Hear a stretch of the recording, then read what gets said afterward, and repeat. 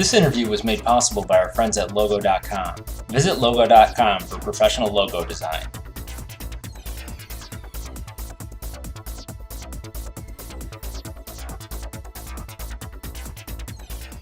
Well, if you think about it, a lot of other professions have guidelines, they have certification processes.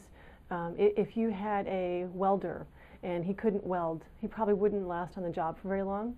But with salespeople, the average salesperson who is not effective to only semi-effective tends to last on the job somewhere around 2 years. And so it is because there are have typically not been very many places to certify and understand what they're doing and put the processes in place to be able to help them be effective. And because of that, it's kind of an unknown. To many business owners, it seems very nebulous, and it doesn't have to be that way. Sales is tough. Sales is not for everybody, and when you're dealing with a combination of attitudes, behaviors, and techniques, it just frankly takes time to get there. You can't do the same techniques that you've always done and expect the kind of results you might be getting now. Businesses change, the economy changes, the solutions that you're providing for businesses change, and a salesperson needs to be able to change effectively as well.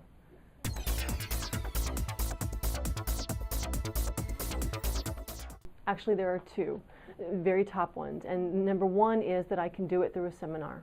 I can take my people to a one-day or a half-day, and they'll learn the things that they need, and it'll make all the kinds of changes that I'm looking for. And it doesn't work that way. And I equate it to if you were trying to get healthy. Let's say you were trying to lose weight and do a better job of eating and get healthier and all that kind of stuff. If I told you you could get there, hit your goals by going to the gym once a year, would you believe me? Probably not. Right? What if let's add to that. What if I said once a quarter you could go to the gym and that's all you really needed to do? Probably not. And the same thing is true with sales. When you're dealing with attitudes, behaviors, and techniques, if you really want a salesperson to perform, it has to be ongoing, reinforced, incremental growth. And the second thing is that it's expensive. It's only expensive if you don't train.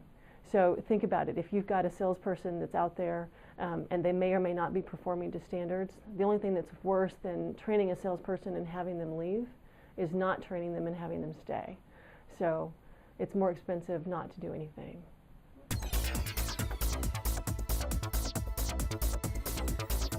The biggest reason because they teach a holistic look at sales.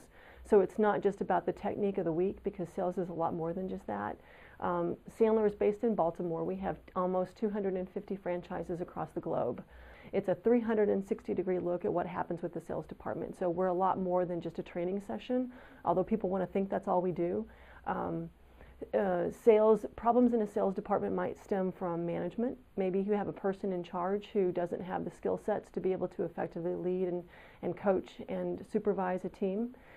It might be because you don't have the tracking mechanisms in place, and so we partner with companies like Salesforce.com, ACT, Oracle, Microsoft Dynamics to put the CRM tools there. We also look at things like negotiation skills, customer service.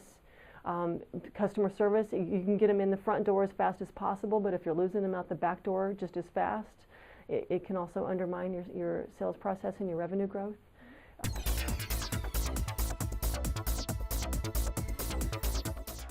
I think the economy has thrown businesses the last couple of years into a situation where what they've been doing isn't working, but they're not real sure what they need to change to reach their goals. And a big piece of that is the sales process. You can't ignore that, because from my perspective, if you have a problem with revenue in your company, there's only two ways to look at it. It's either an expense problem or it's a revenue problem. And you can cut expenses to the point where you undermine the growth of your company, but you can only take that so far. And at some point you have to start looking at revenue. And I think that a lot of times our natural instinct is to cut back on expenses, but we don't focus on what we can do on the other side of that to drive additional revenue into the company.